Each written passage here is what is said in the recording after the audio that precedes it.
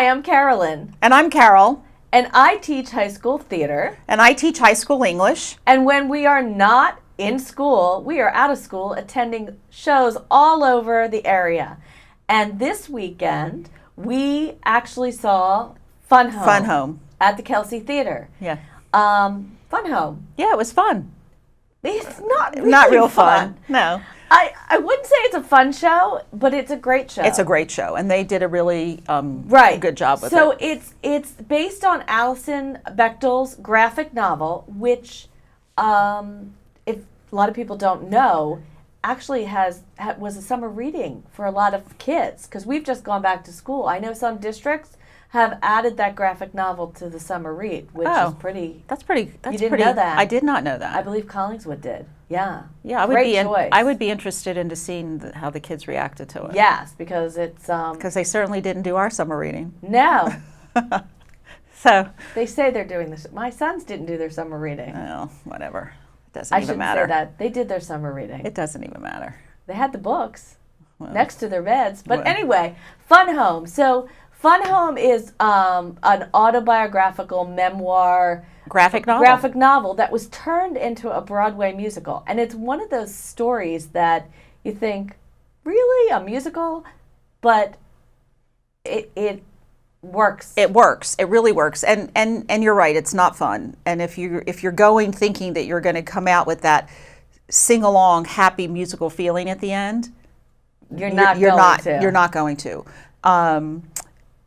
Alison Bechdel created this. It's a graphic novel based on her relationship with her father. And again, there has to be a spoiler alert. There's no way you can talk about the show without giving it away. So the graphic novel is based on her relationship with her father, who she realizes later in life is gay. And she is also gay. And it's sort of this, as she's coming to terms with her sexuality, his life is sort of unraveling. Right. And he ultimately commits suicide. Yes. I actually took a bunch of students to see a production of Fun Home, and they were literally, because we have a student in our district who actually played Small Alison. Small Alison. And my kids were sobbing at the end. They'd never experienced a musical like that. So I think that was really an eye-opener for them, because they're used to these musicals, that are based on movies, and so to actually be so absorbed in the story, that's what makes it so interesting. And Alison Bechdel has done a sequel to Fun Home. I think it's called Are You My Mother? It is. Right? Because it's like that Dr. Seuss book, Are You My Mother? And that explores the relationship with her mother. And I haven't seen that yet, but I'd really like to see that one. So she's from Lock Haven, Pennsylvania. Mm-hmm. And she, wrote the story, the House on Maple Avenue, which actually exists there. Now, when it was done originally, it was done in the round. Correct. But the Kelsey did not do it in the round. Right, and this was the third time I had seen it. And both other times I had seen it, it was done in the round. So when we got there and it wasn't set up that way, I was concerned about how that was going to work, right? But I got to tell you, I actually... I liked it. I don't want to say I liked it better, but I liked it because for the first time, I wasn't so absorbed in the set moving, and I really was sort of more absorbed in the characters themselves and the relationships. And we talked about a really neat choice that the set designer made in which he took the actual panels, right. The panels on the side of the stage from the graphic novel. Right, and they were specific. Those relationships with Alison and her father. Right, and you see that. There's the one where they're doing Airplane, which is the big number in the show, and there were a couple more. The father, Bruce, is, I will say it. You told me he wasn't, but he's crazy. Okay. I don't think he's crazy. He's crazy. He's manic depressive. He's got OCD. He does, but I don't think he's necessarily All right. crazy. Well, I think he's a little. I think that he's not able to deal with his life and his family. Correct. So he absorbs himself into these projects, and the project is this house that has become a museum. Right. Right. And it's like the perfect wallpaper, and he refinishes these houses, and so the irony of the whole show is the Fun Home is really a funeral home, right? He's a teacher during the day and a funeral home director at night. And there's this great number where they're making this commercial for the kids. There are the two brothers and small Alison. They're making this commercial for the fun home, the funeral home, and it's fun. It's a lot of fun, and the kids are in the coffin, and they get in the coffin and all. But the idea is that he immerses himself into these projects of refinishing these homes. Really, what he's trying to do is refinish himself. Right, and like be able to come out, and the relationship between the two of them is it's sad, and it's it's strange because she really does love her father. Like the idea is that she really does love him. And we need to talk about the three Alisons. So you had small Alison is Daily Cats. Then you had medium Alison. Medium Alison, that's what they call her. Yeah. Is Katie Widmer? Yes, and then of course Adult Alison. Adult Alison was Alexandra Rush. Rush, yeah. And I think what is so important when you cast a show like this is because they kind of have to flow. You have to feel like they are one person throughout the show, and these women were fantastic. Right, and the little and young woman. Right, because Ring of Keys. So for a long time, kids were auditioning with Ring of Keys because that was the song, and that song is when small Alison is in a diner, restaurant, something with, and she with her dad, and she sees this woman who is obviously and the line of the song is, "You were just an old-fashioned butch." Right. That's the line, and so she sees her come in with this Ring of Keys and her shorts and her buzzed haircut, and she sings this song that's very dramatic about her in that moment, and she was probably about 10 years old. Yeah. In that moment, she realized that she had this attraction to this woman, and because it's the graphic novel and there's this sort of underpinning of superhero. This for young Alison, this woman kind of becomes her superhero. Yes, she does. Yeah. And so. And you have to have, a kid who can nail that. And she did. She absolutely did. That's just such an enormous role. But these women do. They have to become one in your mind. And I think they do it really well. And they had the for me, I liked the changing my major. I'm changing my major to Joan, and that's the song that's like the showcase for medium Alison, and it's funny. It's like the song is about her first night she spent with this woman Joan, who she's met at college, right? And all she wants to do is eat Joan and sleep Joan and change her major, and she has this realization that she has, it's like really her accepting who she is and her sexuality, and she did a phenomenal job with that song. And it's almost like comic relief in the show. It is, at that point, yeah, because and we need to talk about the mother, Helen, because that character, I think. So there's Helen, how do you feel about Helen? I loved Helen.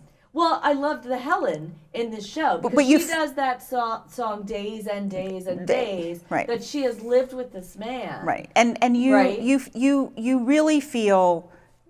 But if you knew Helen, you feel compassion for her. Would you feel that way if you actually were her neighbor? Well, and everybody knew. Well, probably I would say to her, "You need to get over this." Right. I was like, why? I don't understand why she stuck around. Well, 70s. Well, and she in that song when she's having this conversation with Alison at the end, and Alison has sort of basically asked her mother this, like, did why? You know, and how did you do this? And right.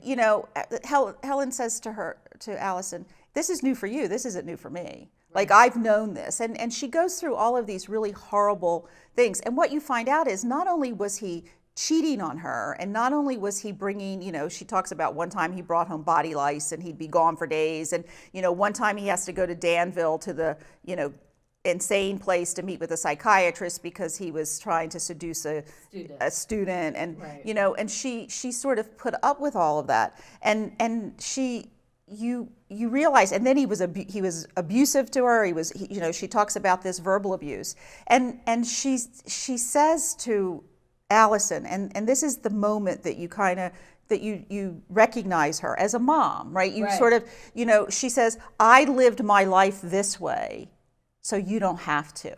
True. Right? Like I lived in this, death trap of this house, which really is a death trap. So you could go out and have a life of your own. And at that moment, you sort of recognize this, or you have this compassion for her. I did. I thought, and when she sang that number, that Days and days, that was just like, that's, for me, that was like the show-stopping number. Yeah, that was the one. Well, because the woman who played it in this cast, and I want to say Amanda Dranchak, was phenomenal. Like, that is a moment, you have to have an actress who can really kind of tackle that song, and she was fantastic. And she was, and you do. Yeah, I do feel bad for her. I do. Here she has sacrificed everything for this man who doesn't love her, who's crazy, who. Why do you say he doesn't love her? He might love her. I don't think he does. Well, he might. I don't know. I don't think he loves anybody. Well, okay. All right. I don't think he loves anyone. I think he's so self-absorbed. I would agree. All right, like he's so into himself and trying to I think hide. He loves his children. I don't even know if I would say that. He loves his children. I think Alison loves him. I think she comes by the end of the show. She's sort of come to peace. Well, they try to have that moment, at the end when. And she talks about the only time he's ever touched her, the only time they had physical contact was when they were playing that airplane game. That's why it's so important to her. I don't know. I just don't think he's a person that you like very much. No, I don't know. I wonder what she really wanted people to get from that. I don't know. That's why I'd like to novel. And I know she was involved in production of the musical. Yeah.